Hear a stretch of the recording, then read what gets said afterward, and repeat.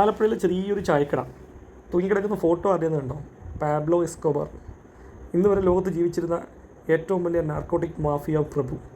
Hundreds of millions of dollars ഇട്ട് അമ്മാനമാടിയ പ്രഭു. ഇന്നത്തെ കണക്കിന് പറഞ്ഞു കഴിഞ്ഞാൽ അയാളുടെ അസറ്റ് ട്രില്യൺസ് ഓഫ് ഡോളേഴ്സ് വരും.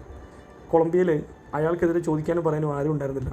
സ്വന്തം കുട്ടിക്ക് തണുപ്പ് മാറ്റാൻ വേണ്ടി ഒരിക്കലും ഒളിവിൽ താമസിക്കുമ്പോൾ ആയിരക്കണക്കിന് അല്ലെങ്കിൽ പതിനായിരക്കണക്കിന് ഡോളർ കൂട്ടിയിട്ട് തീ കത്തിച്ച് ഇദ്ദേഹം ഫാമിലിക്ക് ചൂട് കൊടുത്തു എന്നൊക്കെയാണ് ലെജൻസ് പറയുന്നത്.